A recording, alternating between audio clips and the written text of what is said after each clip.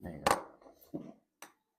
So Scott, so in regards to the circles, Yeah. so you came every week because you came to my Yeah. circle, Yeah. and every week I could see the smile getting bigger and bigger, and I could see you start getting more vocal.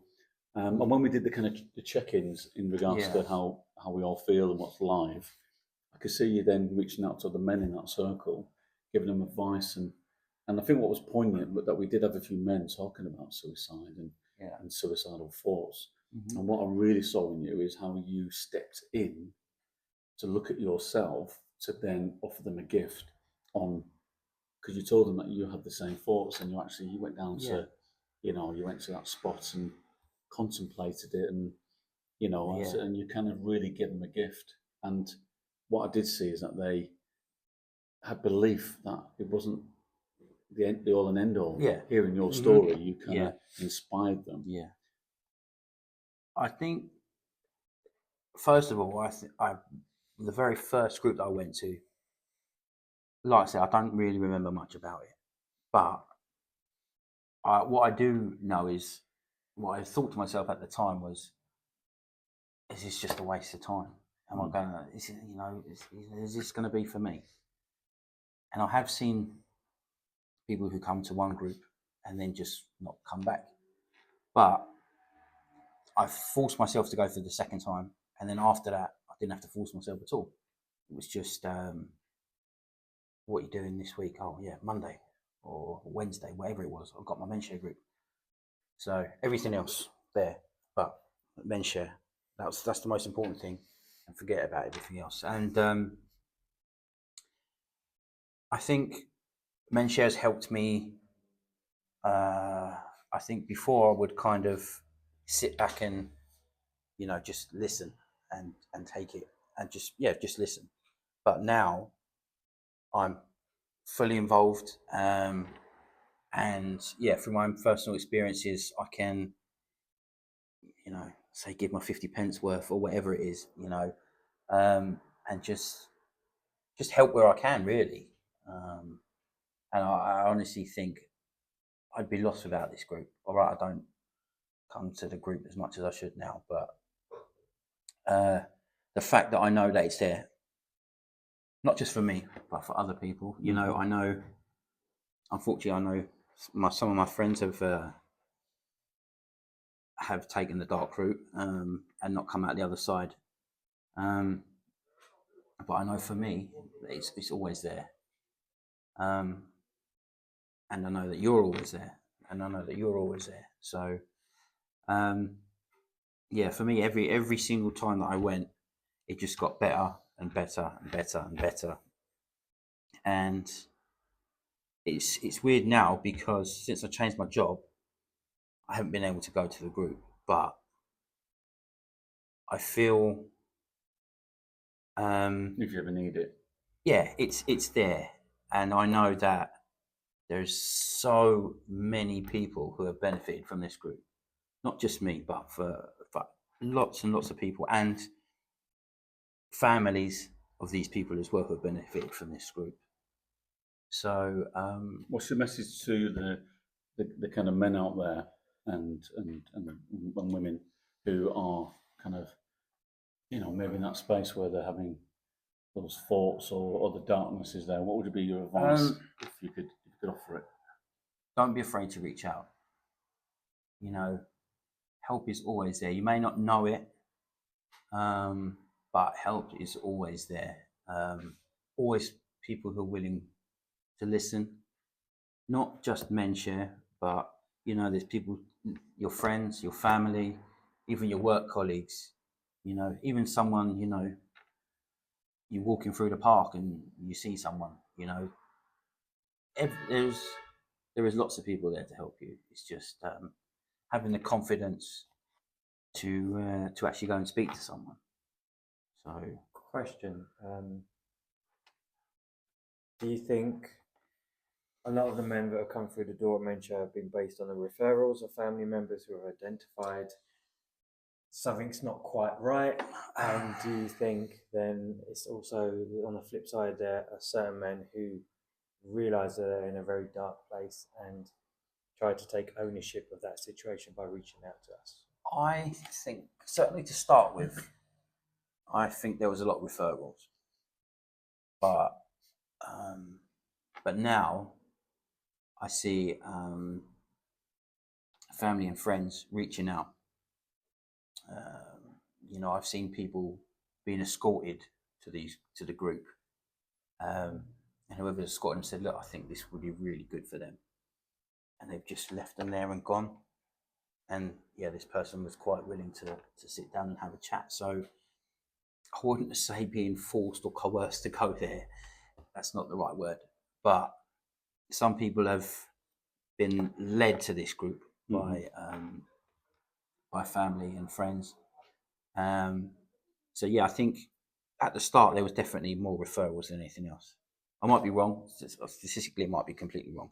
But now I think people are going because they hear about it, or through word of mouth, or See, I think Sean's created a real presence within the community that the work and the awareness has become a lot more, right? A lot more over the last couple of years. Yeah. Well, I mean, you've got with social media, you've got people get to know of you and they start hearing other good things. And we heard at the weekend. We had a gentleman in Crawley, unfortunately, decided to kind of leap from a height, and immediately on social media, people are like, right. I mean, the kind of ladies group we run, had 10 ladies immediately make contact. Yeah. I had guys contacting us through Facebook Messenger. Right, when's your next one? And what it did, it kind of created something in them to think, you know what, I don't want to do that. Yeah. But I know I might. So they've reached out, and we've had a couple of those men come on Monday, and some are coming today at the 4:30 meeting. So social media can be very powerful with friends and family and that. So I find referrals from kind of social prescribers, doctor surgeries are good, and referrals from the NHS, which we get a lot of. Oh yeah. We get a lot of referrals from Time to Talk because their waiting list is so long. So there's always going to be people there who need help. But for me, there's depression, there's anxiety, there's marriage breakups, there's debt. I mean, the stats are that 3 out of 4 men who die is from suicide. So that means that 1 out of that 4 is an accident or a natural death or whatever, or cancer or etc. or illnesses. And men who are likely to be in debt are 10 times more likely to commit suicide as well. And these are, stats from the NHS. So it's worrying, really. And what we're finding now, which I looked at last week, is suicides in women are starting to rise as well in a very high proportion. Where predominantly out there, it is men who predominantly do commit suicide more than women, but because of climate, what's happening out there, there tends to be a lot more deaths and suicides. The campaign against living miserably said 125 men a week. Yeah. Which is, you start doing the maths. It's a lot. It's a lot. And so, with the circles, did you then, because of you taking accountability for yourself, want to step into the role of a leader, or did Sean identify in you your journey that took you to be a leader? From what I remember, I think I kind of had a talk with you about it. Yeah. I think, and you were taking hold of the group naturally anyway. Yeah. And and the way you handle the men around certain situations and issues, you're just a natural. But it was I think it's what changed in you with the growth of in what you became, because I saw you talking about family more. You were doing things more with your partner. Work changed. Yeah. And I just saw you empowered. I think more importantly, you did your work. You worked on yourself. And when you said, "Look, I'd love to lead a circle," and we did the training. Yeah. took to it like a duck to water, you know. And so Yeah. just tell me about that first circle you did as leader, and secondly, the first circle you've done when someone talks about suicide. How did it make you feel, and how did you connect? Well, the first group that I did I was absolutely terrified. You know, I had everything in front of me that I needed to say. You know, and I thought I can't miss that out. I can't miss that out. I can't miss that out. But also, it needs to flow naturally. You know, you can't just go off a list. So for me, I was really, really terrifying. The first two, three, four that I'd done, but after that, it just seemed to come so naturally. And being there, I wanted to help. I wanted to make sure that everyone was okay. And the first talk we had about, I don't really remember much about the first suicide ones that we talked about. Did it ever trigger you? But, a few times they did. But at the same time, I thought to myself, look, I'm here for these people. You know, they're looking at me to kind of push them in the right direction, give them some advice. I know a lot of the time you were there with me, but so it was kind of like I had stuff to say, but it was kind of like I've had my time.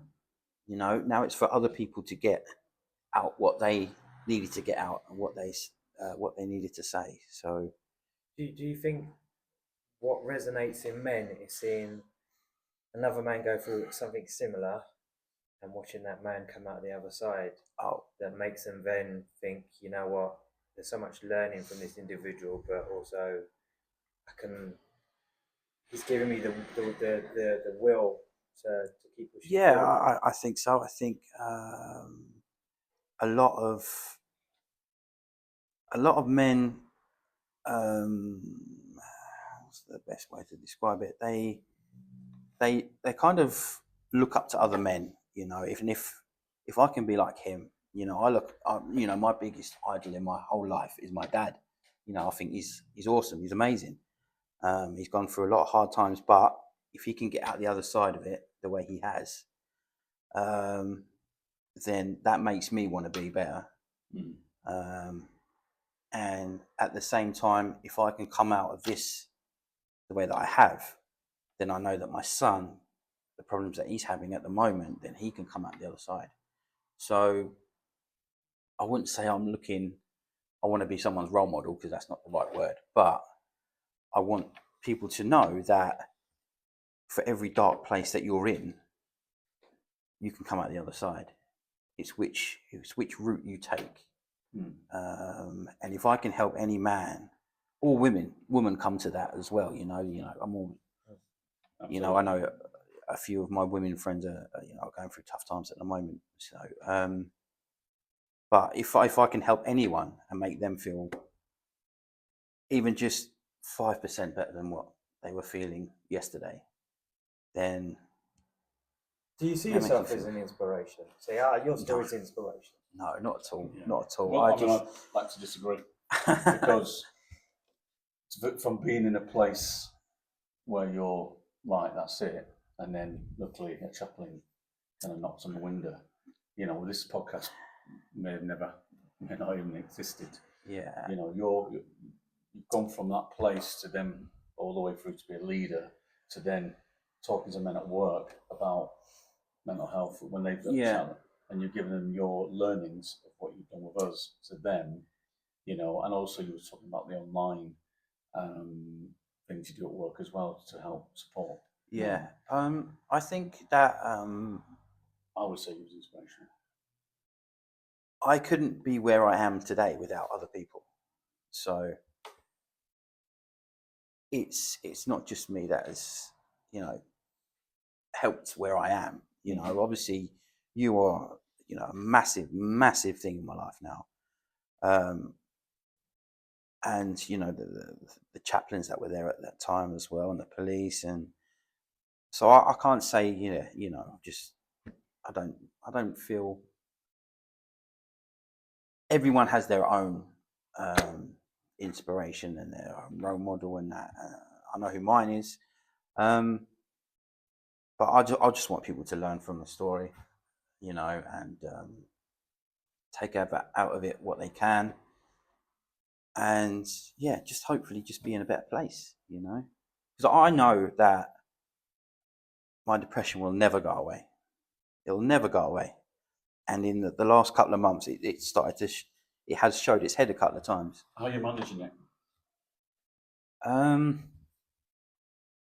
It's weird because I was talking to Sharif just a minute ago, and we said a few weeks ago I had a bad episode, really bad, and I was awake all night thinking about it. And the missus was there, and she said the first thing she said to me was, "Do you want me to get Sean?" That's the first thing she said to me. She said, "Do you want me to get Sean?" And I was like, you know what?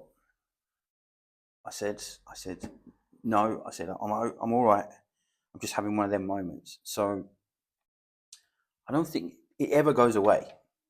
It's just how you learn to deal with it and cope with it. And I might be completely wrong. This is how I feel. I don't think it'll ever go away. But it's how I learn to cope with it, how I learn to deal with it.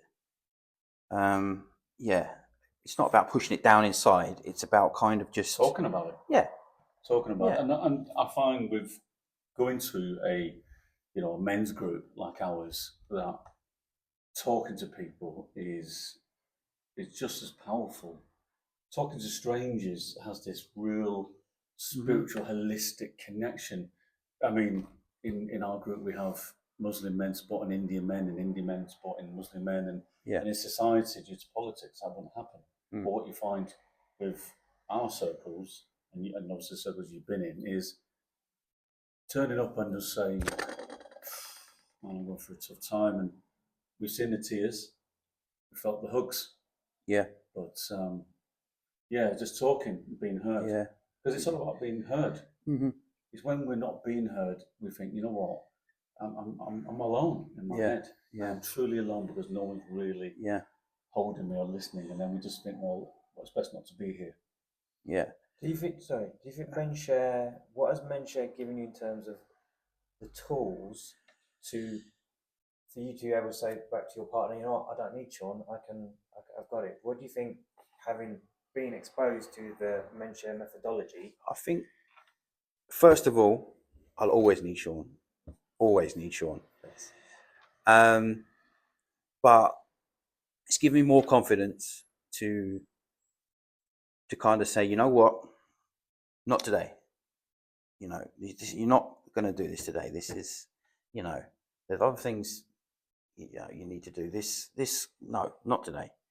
But also, I think it gives me more confidence to speak to someone who I think may be struggling. Whereas before, if I see someone, I wouldn't necessarily see them either. I wouldn't, they could be over there. I wouldn't even notice them. But today, I think I'm a bit more, it's funny that where I live in a block of flats, and I know people have been struggling, and stuff that we're going to throw away. I think, well, I'll just ask see if they want that, see if they want that or if they need that.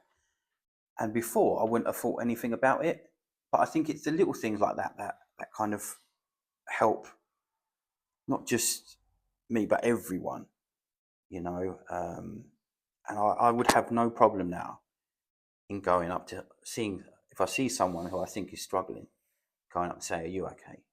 Whereas before, yeah, I might not have even seen them. Exactly. But now I consciously make an effort. Today I'm a as much as my partner hates it, I'm a people watcher, and it's really bad, and it might sound a little bit creepy, but it's honestly it's not creepy. And I feel like I want to help, and at the moment the work that I do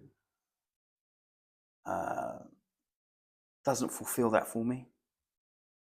So over the last couple of weeks, me and my partner have made a decision that, well, more me than her, that I want to try and move away from what I'm doing and get into something more of what you're doing, and helping people.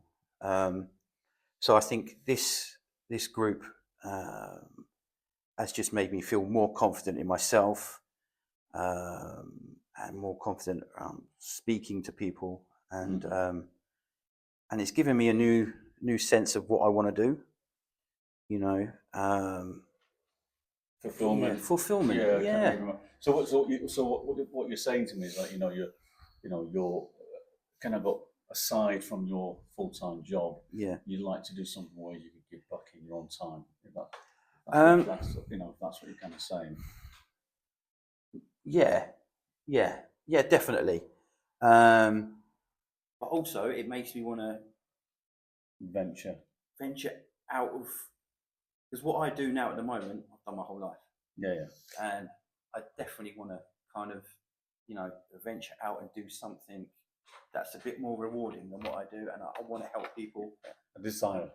Yeah. Something you want to do. So, like a counselling course or something like that, maybe. Exactly what I was looking at. And you're not alone in coming out of Menshare and wanting to do more. Yeah. I went to Menshare as a participant, come out, and here I am, 1.5 years later. Yeah. And it's, again, what we've been taught from Menshare is to something that becomes part of our genes. I think that you can look at somebody and identify movements, body language. Yeah. There's something, you're okay, you're right, you're good. Yeah. So it's a beautiful gift that you've actually given us all. Mm-hmm. Because through our own difficulties and your difficulty, you've come out of that and you're like, well, how can I own myself and my space, but also take, accountability for other people around me who, like you're saying, are not in a good place. Mm-hmm. And that's fantastic, and that is a beautiful testament to the work of yourself and all those who have supported you to get you to this point. Yeah, so, it definitely makes me want to. It's the old cliche. Makes me want to be a better man. Yeah. It makes me want to help my fellow man and women. And that's important, right? I mean, we are a men's group. We do have a ladies group, but it's important that we support not just the masculine, but support the feminine. Mm-hmm.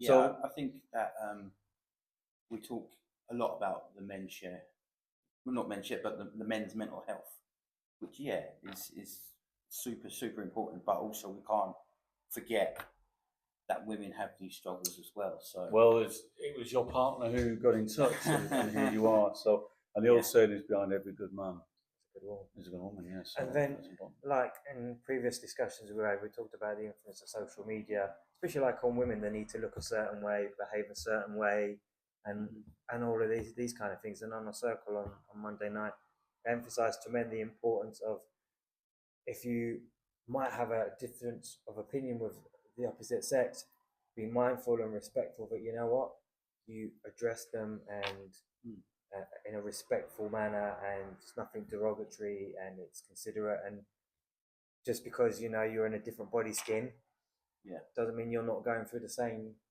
kind of issues, right? Yeah, definitely. And then men also need to be very aware of that, as also women also need to be very aware of ownership of looking outside, looking in, out of body experience, looking at yourself and that situation when you're looking at it, and you'll be able to see how you're acting, your body language, what you're saying, and that's, I feel, is a gift when you learn how to do that. Because before you start pointing those fingers, got these three fingers pointing back at us. Why are we reacting that way?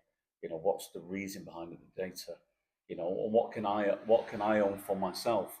It's very easy to say, "Oh, come on, sort yourself out." I mean, you're so slow and you're this and you're that. But then when we look at it, it's us who really feel slow. We just like to pass on to the people. So, so we'll bring it to a close. What would you like to say to people out there as a final piece, and maybe a big up to the chaplains, because I don't think they get. Yeah. I don't think they get. I mean, I certainly didn't know that they were in these kind of spots helping people. Yeah, just a thank you to those that helped me. And yeah, the chaplains they're unsung heroes. That's what they are. You know, they say not all superheroes wear capes. So, and I would put you in that as well. Yeah, you. I don't think you get you know. Yeah, not about me. It's Yeah, I know it is, but without you, this group doesn't exist. You know, and the people that come to these groups more and more each time. As sad as it is that the groups are getting bigger, because that means that there's more people suffering. But you know, the people that you've helped and saved you can't put a figure on that. It's amazing. No, thank you. So, thank you. And yeah, to everyone that's watched this podcast, I think hopefully they've learned something. Certainly my family and friends, I think hopefully now they've got a better understanding of where I am, where I've been, and if they're suffering any similar experiences, then you know I'm here, Sean's here, Sharif's here, Menshare is here. So yeah, Thank you very much. That's it. Thank you. thank you. So thank you for joining us at the Mug Tree here in East Grinstead. So next time we're going to be joined by Jason Dean from the Band of Brothers, who will be talking about young men, what they go through. So join us next time from Sharif and myself. Thank you for joining us and watching this podcast. Till we meet again.